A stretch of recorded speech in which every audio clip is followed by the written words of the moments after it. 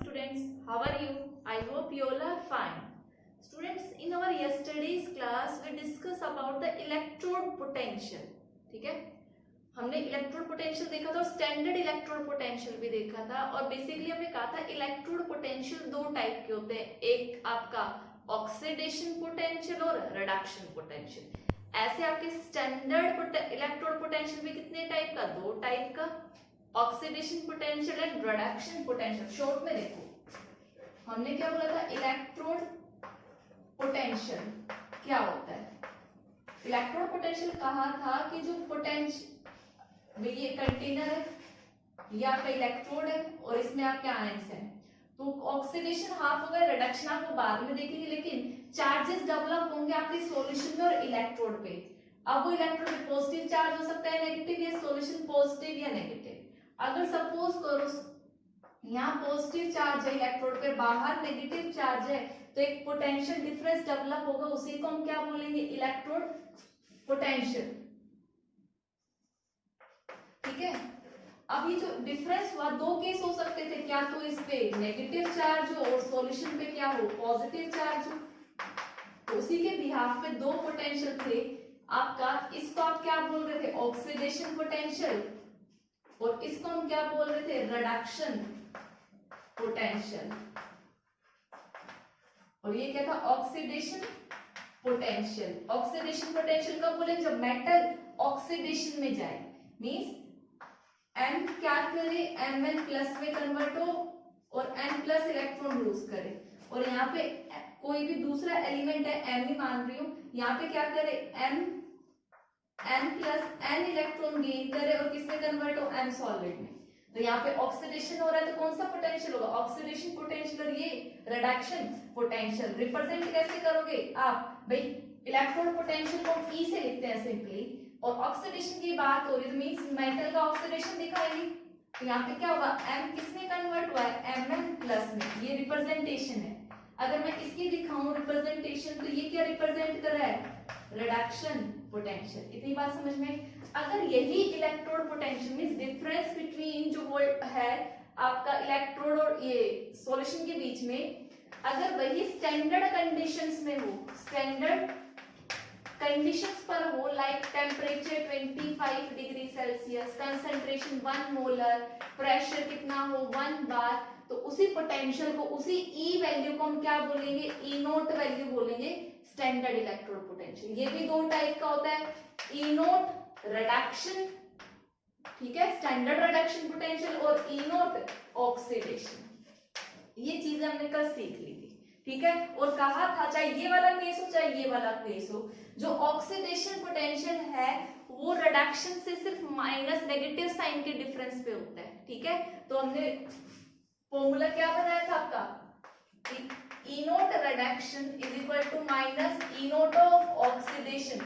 आप स्टैंडर्ड वाला भी दे सकते हैं, नॉर्मल भी आप बोल सकते हो, E reduction is equal to minus E oxidation, ठीक है। अब हम देखते हैं EMF of a cell. So students, आज का हमारा टॉपिक शुरू होता है ईएमएफ से। इससे पहले हमने कल का थोड़ा सा रिवीजन देखा था। ईएमएफ ऑफ ए सेल क्या होता है कि वो पोटेंशियल डिफरेंस हो इलेक्ट्रोड्स के बीच में जब आपका सेल यूज में ना हो। मींस देखो बेसिकली आपके ये एनोड भी सपोज करो ये ऐसे थे, ठीक है, कनेक्ट किया, हमें चेक करना था, ये आपका सपोज करो एनोड वाला है, ये कैथोड वाला है, ये कैथोड है, यहाँ पर क्या होगा, ऑक्सीडेशन होगा या रिडक्शन होगा। तो मींस यहाँ पे ऑक्सीडेशन पोटेंशियल है या रिडक्शन पोटेंशियल है, ठीक है।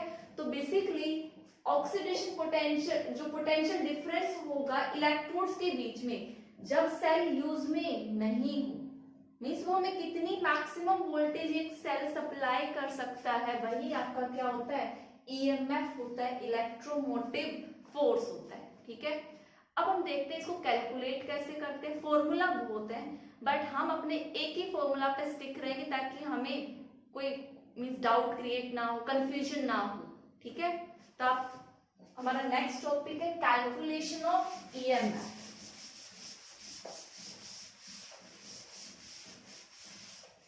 ठीक है, कैलकुलेशन ऑफ EMF मीन्स आपको बेसिकली ई नोट निकालना है किसी भी सेल का।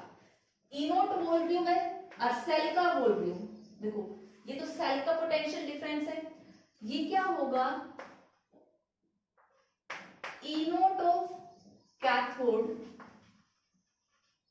Minus E note of anode. ये फॉर्मूला आपको याद रखना है कि अगर हमें किसी भी सेल का ई नोट निकालना है, देखो तीनों पे ई नोट लगा है मींस ये कौन सा है, स्टैंडर्ड पोटेंशियल है, स्टैंडर्ड इलेक्ट्रोड पोटेंशियल। यहाँ पे स्टैंडर्ड ई नोट सेल हो गया, सेल का पोटेंशियल डिफरेंस, ये ई नोट ऑफ कैथोड, ये ई नोट ऑफ एनोड। बट आपको क्या याद रखना है कि इस फॉर्मूले में जो भी ये ई नोट यूज हुए हैं ये कौन से पोटेंशियल है, आपके रिडक्शन पोटेंशियल है, ठीक है।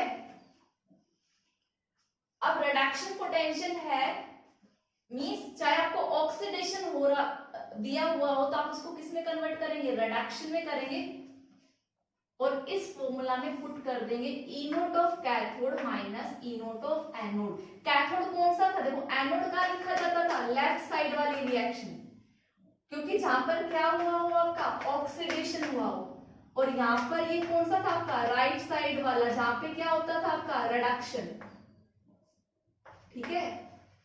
ये चीजें याद होगी। तो चाहे राइट ऑक्सीडेशन हो या रिडक्शन हो, यहाँ पे ई नोट किस फॉर्म में लिखेंगे आप, रिडक्शन की फॉर्म में लिखेंगे, ये चीज आपको याद रखनी है, ठीक है। E note of a cell is equal to E note of cathode minus E note of anode. Standard है तो आप ई नोट लगाते हैं, ठीक है। तो स्टूडेंट्स देखो ये हमारे फॉर्मूले हैं जो अभी मैंने लिखे थे। अगर आपको ई सेल निकालना है सिंपली वही E cathode minus E anode, और अगर स्टैंडर्ड ईएमएफ निकालना है E note of a cell is equal to E note of cathode minus E note of anode. आपको क्या याद करना है, always use reduction potential value. यहाँ पे जो ई की वैल्यू होगी वो रिडक्शन की फॉर्म में होनी चाहिए, ऑक्सीडेशन की फॉर्म में नहीं होनी चाहिए, ठीक है। और एक चीज और याद रखने की, जो ईएमएफ है वो क्या होती है, इंटेंसिव प्रॉपर्टी होती है। Basically it does not depend on the amount of substance. It भाई इंटेंसिव प्रॉपर्टी आपने पढ़ा था क्लास 11 में, तो आप क्या लिखोगे, it does not depend on the amount of substance, ठीक है। अब इतनी बातें पता होने के बाद हम क्या करते हैं, ये अपना एक न्यूमेरिकल है वो सॉल्व करते हैं। ये मैं यहाँ से रब कर रही हूँ, ठीक है।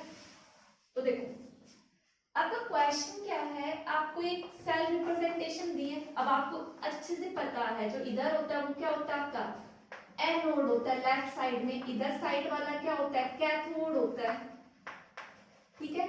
क्यों, क्योंकि हमें पहचानना है, हमें उसी का ई नोट इस फॉर्मूले में पुट करना है, ठीक है। आपको कैलकुलेट स्टैंडर्ड पोटेंशियल करना है, मींस आपको E note of a cell calculate करना है। इतनी बात समझ में आ गई, तो मैं ये रब कर रही थोड़ा स्पेस बनाने के लिए, ठीक है। हमें E note of a cell calculate करना है, जो मैं यहाँ लिख रही हूँ E note of a cell. तो देखो भाई फॉर्मूला क्या है हमारा E note of a cell का, E note of cathode minus E note of anode. E of a cell is equal to E naught of cathode minus E naught of anode. इतनी बात समझ में आई। अब देखो मैंने क्या बोला, अगर आप ये फॉर्मूला यूज कर रहे हो तो आप हमेशा कौन सा पोटेंशियल यूज करोगे, रिडक्शन पोटेंशियल। देखो फॉर्मूला में यही यूज करेंगे क्योंकि क्राइटेरियन क्या रहते हैं बुक्स भी, एक स्टैंडर्ड आईयूपीएससी के अकॉर्डिंग हम रिडक्शन पोटेंशियल के फॉर्म में सारे रिजल्ट देते, तो आप अपनी हैबिट भी उसी में बनाइएगा, ठीक है। तो देखो मींस ये जो ई नोट दिए हुए हैं ये आपको रिडक्शन की फॉर्म में दिए होने चाहिए, नहीं है तो आप उसको कन्वर्ट करोगे। तो देखो भाई निकल 2+ से 0 में दिया हुआ है, मींस ऑक्सीडेशन स्टेट डिक्रीज हुई तो रिडक्शन हुआ, मींस आपको ये क्या दिया है, रिडक्शन पोटेंशियल ही दिया है।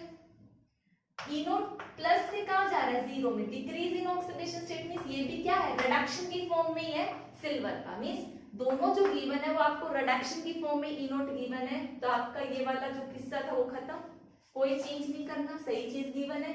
फॉर्मूला क्या है, E note of cathode minus E note of anode. अब आपको पहचानना है कि इनमें से क्या सा है, एनोड कौन सा है। तो आपको पता है जहां पर क्या हो, ऑक्सीडेशन हो, या जीरो से कहां जा रहा है रिएक्शन, हम ध्यान तो यहाँ देंगे, यहाँ पे ऑक्सीडेशन रिडक्शन मत देखना, रिएक्शन में ऑक्सीडेशन रिडक्शन देखा जाता है। तो यहाँ पे क्या हुआ है, ये लेफ्ट साइड में सॉल्ट ब्रिज है, एनोड है, मींस एनोड पर कौन है, निकल, और कैथोड पर कौन है, एजी। तो एजी का रिडक्शन पोटेंशियल कितना है, 0.80 माइनस साइन। अब क्या करोगे, ई नोट ऑफ एनोड, एनोड पे कौन है, निकल, निकल का कितना है माइनस, तो यहाँ पे क्या आएगा माइनस 2.5, सॉल्व करोगे कितना आएगा 0.80 प्लस 0.25, दोनों को ऐड कर लो, आपका क्या आ जाएगा, ई नोट ऑफ ए सेल आ जाएगा। तो बेसिकली आप ऐड करोगे तो कितना आएगा 1.05 वोल्ट। तो ये आपका क्या आ गया, E note of a cell. Students our next question is, आपको एक इक्वेशन गिवन है, आपको क्या कैलकुलेट करना है, E note of a cell, और आपको ई नोट वैल्यू दी हुई है इलेक्ट्रोड पोटेंशियल की, जिंक वाले इलेक्ट्रोड की और एजी वाले इलेक्ट्रोड की। स्टूडेंट बेसिकली मुझे आपको ये भी सिखाना है कि ये वैल्यूज कैसे आई है, कि स्टैंडर्ड हम किसी भी सेल का कैसे कैलकुलेट कर सकते हैं। तो ये टॉपिक हम बाद में डिस्कस करेंगे, हो सकता है किसी बुक्स में साथ साथ गिवन हो, बट हम ये पूरा न्यूमेरिकल पोर्शन खत्म करने के बाद एक लेक्चर इस पे रहेगा कि how to calculate electrode potential, ठीक है, जो रेफरेंस वगैरह कैलकुलेट करते हैं वो बाद का पार्ट है, ठीक है। तो देखो न्यूमेरिकल पार्ट क्या है हमारा, कि ये इक्वेशन है, आपको इस बार सेल रिप्रेजेंटेशन नहीं दी, इक्वेशन दे दी, तो आप पहले तो आपका फॉर्मूला क्या है वो लिखो, आपको E note of a cell निकालना है, फॉर्मूला क्या होता है, E note of cathode minus E note of anode, ठीक है। तो जो आपको ई नोट दिए हुए हैं सबसे पहले तो वो किस फॉर्म में होने चाहिए, और रिडक्शन फॉर्म में गिवन होने चाहिए, ये हमारा फॉर्मूला था, कि जो फॉर्मूला है रिडक्शन पोटेंशियल पे बेस्ड है। तो पहली बात आप चेक करो, और जिंक जीरो से कहां जा रहा है, 2 प्लस में जा रहा है, तो ये तो क्या हो गया ऑक्सीडेशन, मींस यहाँ पे जो वैल्यू गिवन है आपको ये ऑक्सीडेशन पोटेंशियल की गिवन है। यहाँ पर चेक करो जीरो से कहां गया है, प्लस में गया है, +1, ऑक्सीडेशन स्टेट इंक्रीज करे, इट मींस ये जो दोनों पोटेंशियल आपको गिवन है ये किस फॉर्म में, ऑक्सीडेशन में है। तो आपको सबसे पहले क्या करना है, इनको कन्वर्ट करना है किसमें, रिडक्शन पोटेंशियल में, मींस आपको गिवन 0 से 2 पॉजिटिव है, आपको क्या लाना है, जिंक 2 पॉजिटिव से जिंक में कन्वर्ट करना है। और आपको फॉर्मूला बताया था कि जो रिडक्शन है और ऑक्सीडेशन है वो माइनस के डिफरेंस पे होता है, तो अगर आप रिडक्शन फॉर्म में लिखोगे तो क्या हो जाएगा -0.76 वोल्ट, सिंपल सा है। ऐसे E note reduction of silver electrode means AG positive से एजी क्या हो जाएगा, माइनस साइन लगाओ, माइनस यहाँ ऑलरेडी तो कितना हो जाएगा +0.80 वोल्ट, ठीक है, प्लस साइन। इतनी बात समझ में आई, इट मींस हम ये वाली वैल्यूज यूज करेंगे, हमें रिडक्शन पोटेंशियल चाहिए था। फॉर्मूला क्या है, कैथोड माइनस एनोड। अब हमें चेक करना है इनमें से कैथोड कौन सा है और एनोड कौन सा है, वो किससे पता लगता है हमें, इक्वेशन से। जरा चेक करो इक्वेशन क्या बोलते हैं, जिंक जीरो से कहां कन्वर्ट हुआ है, 2 प्लस में, ये क्या हुआ है यहाँ से यहाँ ऑक्सीडेशन, और ऑक्सीडेशन कहां होता है हमेशा, एनोड पर, यहाँ से यहाँ प्लस से कहां गया, जीरो में, मींस यहाँ एक सिल्वर का क्या हुआ है, रिडक्शन, और रिडक्शन कहां होता है आपका कैथोड पे, ठीक है, मींस कैथोड पे आप क्या लोगे, सिल्वर वाला, सिल्वर वाले की वैल्यू कितनी है 0.80 माइनस साइन, फिर एनोड वाला जिंक की वैल्यू कितनी है -0.76। भी दोनों को ऐड कर लो, आपका आंसर आ जाएगा। ऐड करोगे कितना आएगा 1.56 वोल्ट, ठीक है। तो न्यूमेरिकल था ये। स्टूडेंट्स एक न्यूमेरिकल और देखते हैं अपना, आपको सेल रिप्रेजेंट की हुई है, ठीक है। तो फॉर्मूला आपसे सिंपल वही पूछा है, calculate the E note of a cell, ठीक है। अब E note of a cell का फॉर्मूला क्या है, is equal to E note of cathode minus E note of anode. Cathode का मैंने सी लिख दिया, एनोड का ए लिख दिया है। तो देखो भाई ये इस साइड में लिखा है, लेफ्ट साइड में तो ये एनोड है, और ये राइट साइड में है तो ये क्या है, कैथोड है, सेल रिप्रेजेंटेशन में। इतनी बात समझ में आ गई, लास्ट लेक्चर में हमने डिस्कस किया था, सेल रिप्रेजेंटेशन का, कौन एनोड कौन कैथोड। तो हमें ये पता लग गया कैथोड हमारा कॉपर वाला इलेक्ट्रोड है, एनोड हमारा जिंक का है। और हमें रिडक्शन ई नोट वैल्यू गिवन। अब चेक करना है कि रिडक्शन फॉर्म में है या नहीं है। तो जरा चेक करो 2 प्लस से कहाँ जा रहा है, 0 में, means oxidation state decrease, reduction means ये क्या गिवन है आपको, रिडक्शन फॉर्म में गिवन है। यहाँ कॉपर 2 प्लस से कहाँ जा रहा है, 0 में, क्या है रिडक्शन फॉर्म दिखाई हुई है। इट मींस ये कौन सा पोटेंशियल है, रिडक्शन पोटेंशियल है। तो हमें कोई चेंज करने की जरूरत नहीं है, ये हम यूज करेंगे एज इट इज। तो कैथोड पर कौन सा लिखोगे, कॉपर, कॉपर वाला क्या है 0.34 वोल्ट, तो ये क्या आ गया 0.34 माइनस एनोड पर क्या होगा जिंक वाला माइनस ऑफ -0.76, ठीक है। अब आप अगर इसको सोल्व करोगे तो आपकी वैल्यू कितनी आएगी इसकी 1.10 वोल्ट, ठीक है। तो इस तरीके के क्वेश्चन एग्जाम में पूछे जाते हैं, तो आपको अच्छे से ई नोट कैलकुलेट करना आना चाहिए, ठीक है।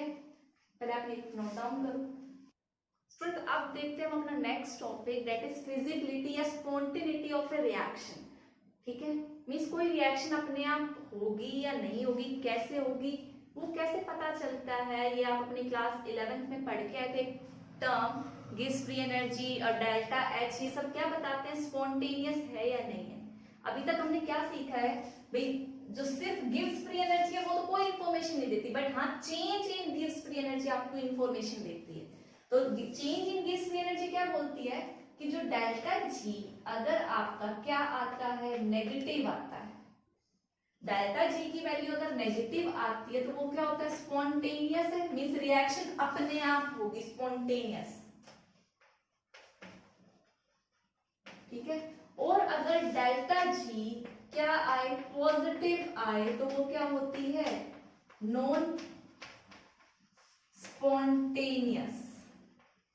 और ये बात भी हम देख चुके थे आपके थर्मोडायनेमिक्स वाले चैप्टर में क्लास 11th में कि ये क्राइटेरिया भी अच्छा क्राइटेरिया नहीं है to decide whether the reaction is feasible और नॉट, मींस स्पॉन्टेनियस है या नहीं है, ठीक है। तो अब हम और क्राइटेरिया देखते हैं कि कैसे पता लगाएं कि कोई रिएक्शन होगी या नहीं होगी। तो वो हम किससे भी पता लगा सकते हैं, ई नोट वैल्यू से भी पता लगा सकते हैं। तो चलिए देखते हैं कि अब ई नोट वैल्यू कैसे बताती है, ठीक है। ये सारी चीजें तो आपको पता है ऑलरेडी।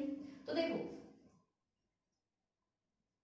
अगर यहाँ पे मैं डेल्टा जी की डेफिनेशन की बात करूं तो डेल्टा जी क्या होता है, नेगेटिव साइन, ठीक है, किसका, अगर कोई आप यूजफुल वर्क करते हो, ठीक है, क्या बोलोगे, यूजफुल वर्क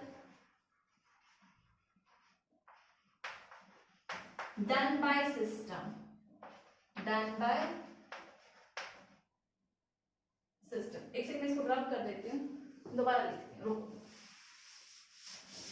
ये सब आप लिख लेना जो मैंने ऊपर लिखा था, ठीक है। यहाँ पे देखो डेल्टा जी आपका क्या होता है, जो भी यूजफुल वर्क हुआ है, जो वर्क अपने आप हुआ है उसका नेगेटिव साइन क्या होता है, gives free energy, means useful work done by system, ठीक है, उसका नेगेटिव साइन। और अगर मैं यहाँ पे वर्क की बात करूं तो बेसिकली जो वर्क है ये कौन सा वर्क है, जो आप इस चैप्टर में पढ़ रहे हो, ये बेसिकली कौन सा वर्क है, इलेक्ट्रिकल वर्क है, जो सेल कर रहा है, सेल जो काम कर रहा है। तो कौन सा वर्क डन होगी, वर्क डन बाय, या वो ऐसे बोलो electrical work done by, electrical work done by cell, ठीक है। जो सेल काम करेगा, इलेक्ट्रिकल वर्क जो करेगा, उसका नेगेटिव साइन क्या होगा, गिव्स फ्री एनर्जी होगी, ठीक है। अब देखो, अब फिजिक्स में आप पढ़ के आए इलेक्ट्रिकल वर्क डन बेसिकली आप कैसे निकाल सकते हो, आपको सभी को पता होगा एक फॉर्मूला होता है जो मैं यहाँ बता रही हूँ कि जो डेल्टा वी है, पोटेंशियल डिफरेंस क्या होता है, ये पढ़ा था आपने, वर्क डन बाय चार्ज, ठीक है, फिजिक्स में आता है ये फॉर्मूला। अब वर्क डन क्या होगा आपका, चार्ज इनटू में पोटेंशियल डिफरेंस, वहां पर पोटेंशियल डिफरेंस आप डेल्टा वी से रिप्रेजेंट करते हैं, यहाँ किससे रिप्रेजेंट रिप्रेजेंट करोगे आप E note of a cell, ठीक है, मींस क्या हो गया आपका क्याउ इनटू में ई नोट ऑफ ए सेल। इतनी बात समझ में आई?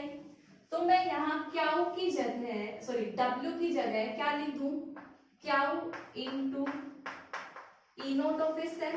इतनी बात समझ में आई, ठीक है। अब हमें किसकी वैल्यू कैलकुलेट करनी है, चार्ज की।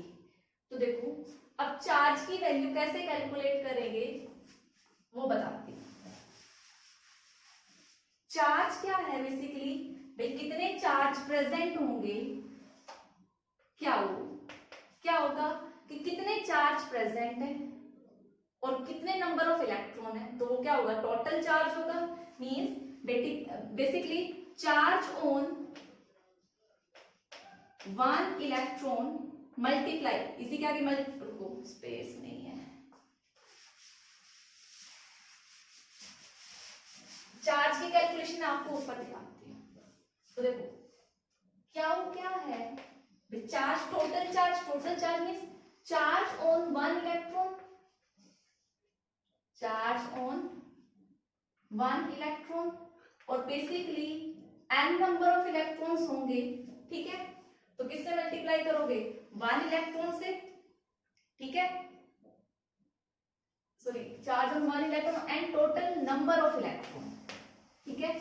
अब एक इलेक्ट्रॉन पर चार्ज कितना होता है, 1.6 इंटू 10⁻⁻19, ठीक है। और टोटल नंबर ऑफ इलेक्ट्रॉन्स कितने होंगे वो कैसे निकालोगे आप, n इंटू में एवोगैड्रो नंबर, भाई नंबर ऑफ मोल्स इंटू में एवोगैड्रो नंबर, और एवोगैड्रो नंबर कितना होता है 23 इंटू 10⁻23, ठीक है।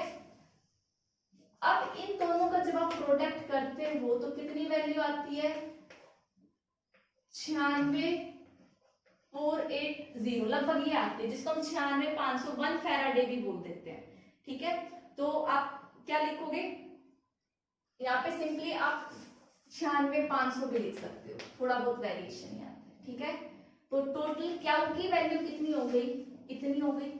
तो अब मैं क्याउ की जगह क्या लिखूं, माइनस, तो है ये क्या है n, और इसको हम क्या बोल देते हैं, फैराडे बोल देते हैं, ठीक है। भाई देखो इसको अगर मल्टीप्लाई करोगे तो चार्ज की यूनिट क्या है, कूलाम, और यहाँ पे क्या है, कूलाम पर मोल, ठीक है। ये चार्ज की क्या होगी, सॉरी ये नंबर ऑफ मोल्स थे, एंड एक सेकेंड,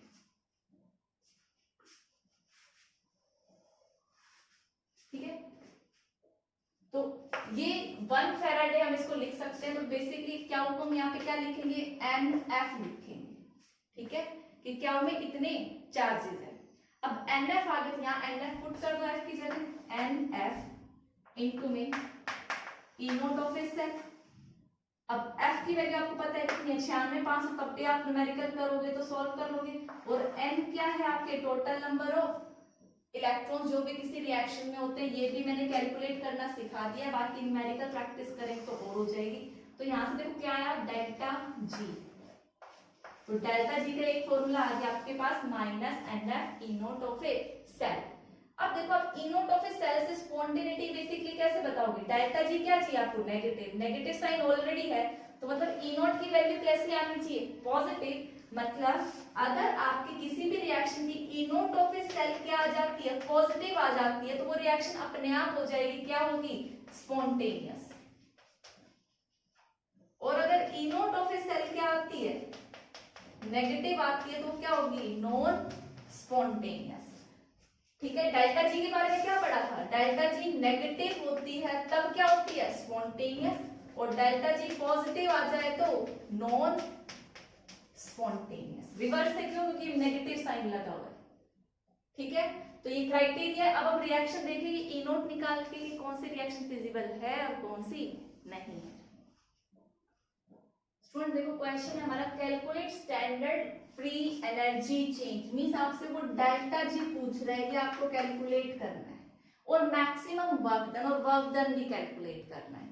भाई अगर हमारे पास डेल्टा जी आ गया, ठीक है, तो वर्क डन क्या होता है, डेल्टा जी क्या होता है, माइनस ऑफ वर्क डन, तो माइनस हम उधर दूसरी तरफ भेज दें तो हमारे पास क्या आ जाएगा, मैक्सिमम वर्क डन। तो बेसिकली हमें सबसे पहले क्या निकालना है, डेल्टा जी। और डेल्टा जी क्या होता है आपका, minus N F E note of a cell. ठीक है, अब देखो E note of a cell सबसे पहले कैलकुलेट करेंगे इस रिएक्शन के लिए। ठीक है, अब देखो यहां पे कैलकुलेट कर रही हूं मैं E note of a cell.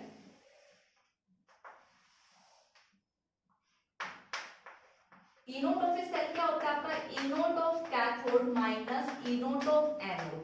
अब देखो आप रिएक्शन लिखी हुई है तो सबसे पहले तो आप चेक करो जो रिडक्शन है, जो पोटेंशियल गिवन वो रिडक्शन फॉर्म में है या नहीं है। तो 2 पॉजिटिव से 0 में आ रहा है, रिडक्शन में है। कॉपर 2 पॉजिटिव से 0 में आ रहा है, रिडक्शन में, मींस दोनों रिडक्शन पोटेंशियल गिवन है, चेंज करने की जरूरत नहीं। अब एनोड और कैथोड पहचानना है तो देखो ये 0 से कहां जा रहा है, 2 प्लस में जा रहा है, तो बेसिकली ऑक्सीडेशन हो रहा है। तो जिंक वाला कौन सा पोटेंशियल है आपका, एनोड वाला है। जिंक वाला कौन सा है, एनोड। कॉपर 2 प्लस से 0 में जा रहा है तो रिडक्शन है, मींस ये कौन से वाला है, कैथोड। तो कैथोड पर कौन सी वैल्यू, देखो अभी थोड़ा शॉर्ट में करने की आपको प्रैक्टिस डालनी है, इससे पहले हम कर चुके हैं इस टाइप के न्यूमेरिकल ई नोट वाले। तो कैथोड कौन सा हुआ, कॉपर, तो वैल्यू क्या आएगी आपकी 0.34 वोल्ट माइनस एनोड पर कौन सा होगा, जिंक वाला, क्योंकि यहाँ पर ऑक्सीडेशन हो रहा है। तो कितना है, माइनस ऑफ माइनस 0.76। ठीक है, और जब आप इसको सॉल्व करोगे तो कितना आएगा 1.10 वोल्ट। तो आपने ई नोट निकाल लिया। तो इस फॉर्मूले में आप क्या कर सकते हो, ई नोट पुट कर सकते हो। तो जब आप पुट करोगे तो देखो भाई एन एफ क्या है, फैराडे है 96500 फैराडे कांस्टेंट। ये फैराडे के बारे में हम पढ़ेंगे, लॉज ऑफ फैराडे आएगा, ठीक है उसमें। और ई नोट कितना है आपका 1.1। अब किसका किसका बचा है, एन का, कि भाई एन क्या है। तो देखो एन हमेशा आप रिएक्शन जो बैलेंस्ड होगी उसी से आप कैलकुलेट कर सकते हो। आप ऑक्सीडेशन हाफ लिखो, रिडक्शन हाफ लिखो, थोड़े टाइम बाद तो आप रिएक्शन देख के पहचानने लग जाओगे, बट स्टार्टिंग में क्या करोगे आप अलग अलग रिएक्शन लिखोगे। तो ये जो नेट सेल रिएक्शन है बेसिकली कैसे बनी, देखो ऑक्सीडेशन हाफ क्या है, जो एनोड पर रिएक्शन हो रही है वो कौन सी है, जिंक क्या कर रहा है 2 प्लस में कन्वर्ट हो रहा है by the loss of 2 electron. Copper 2 plus क्या कर रहा है, ये कैथोड की रिएक्शन है, ये 2 इलेक्ट्रॉन गेन कर रहा है, और ये क्या हो रहा है कॉपर में कन्वर्ट हो रहा है। मींस हमें ये इलेक्ट्रॉन बैलेंस करने दोनों रिएक्शंस में, अभी बैलेंस जब 2 इलेक्ट्रॉन इसमें लॉस के 2 गेन की, means total number of exchange electron कितने आ गए आपके 2 आ गए। अगर हम यहाँ किसी फैक्टर से मल्टीप्लाई करते तो वो वाले इलेक्ट्रॉन लेते, इसीलिए मैंने आपको बोला कि दोनों रिएक्शंस आपको अलग अलग लिखने, नहीं आप मिस्टेक कर दोगे in calculation of N value. तो यहाँ पे एन की वैल्यू कितनी है 2, और ये कितना हो गया 96500, और ये कितना हो गया 1.1। ठीक है, जब आप इन सब की वैल्यू सॉल्व करोगे तो आपका कितना आएगा -212,500। ये आपकी क्या आएगी वैल्यू आएगी, सॉरी 30। चेक कर लेना, इसको सॉल्व करोगे तो यहाँ पे यूनिट क्या आएगी आपकी जूल। ठीक है, तो ये आपने क्या निकाला, आपने डेल्टा जी वैल्यू जूल पर मोल, क्योंकि एन नंबर ऑफ पर मोल के इलेक्ट्रॉन्स हैं पर जूल पर मोल। ठीक है, और मैक्सिमम वर्क डन ये तो हो गई डेल्टा जी की वैल्यू। इसको आप किलो जूल में रिप्रेजेंट करोगे तो भाई पॉइंट यहाँ लग जाएगा, तो ये क्या बन जाएगा किलो जूल। और मैक्सिमम वर्क डन क्या हो जाएगा प्लस का 212.30 किलो जूल, ये आपका मैक्सिमम वर्क डन प्लस का, क्योंकि डेल्टा जी क्या था minus of work done, work done ये है तो आपकी ये वैल्यू। ठीक है स्टूडेंट, क्वेश्चन में इस टाइप के एग्जाम में इस टाइप के क्वेश्चंस भी पूछे जाते हैं कि आपसे पूछेगा कि जैसे कोई 2 एग्जांपल दे दिए सॉल्यूशन का, कहेंगे क्या हम इस सॉल्यूशन में ये सॉल्यूशन रख सकते हैं नहीं रख सकते हैं, या फिर सिल्वर कलर की सिल्वर स्पून थी और इस सॉल्यूशन में हमने डाल दी, इसको स्टर कर सकते हैं नहीं कर सकते। तो उसी से रिलेटेड एक क्वेश्चन है, इसने बोला है क्या हम स्टर मतलब घोल सकते हैं कॉपर सल्फेट सॉल्यूशन को किससे, जिंक रोड से। मींस ये कह रहा है आपके पास कोई सॉल्यूशन है किसका CuSO4 का, जिसमें कॉपर 2 प्लस आए, और आपने ऊपर से क्या डाल दी, एक रोड डाल दी जिंक की, और आपको ये सॉल्यूशन घुमाना है, ये किसकी है जिंक की। तो पूछ रहे क्या घुमा सकते हैं या नहीं घुमा सकते।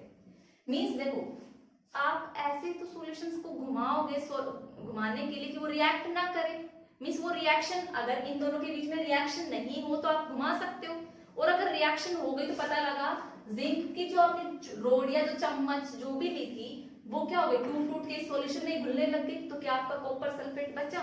नहीं बचा। तो हमें देखना है जिंक और कॉपर सल्फेट की रिएक्शन होती है या नहीं होती, मींस ये रिएक्शन स्पॉन्टेनियस है या नॉन स्पॉन्टेनियस। कौन सी भाई, आपको जिंक इलेक्ट्रोड रोड दी गई तो जिंक लिखोगे सॉलिड, इसके अंदर कॉपर सल्फेट में क्या है 2+, और आपको पता है ये रिएक्शन क्या होगी, जिंक किस में कन्वर्ट हो 2+ में, और ये किस में कन्वर्ट हो जाएगा कॉपर में। रिएक्शन तो ऐसे ही होती है, हमें चेक करना है कि ये दोनों आपस में रिएक्ट करके हमें ये ना दे, ये चीज देखनी है।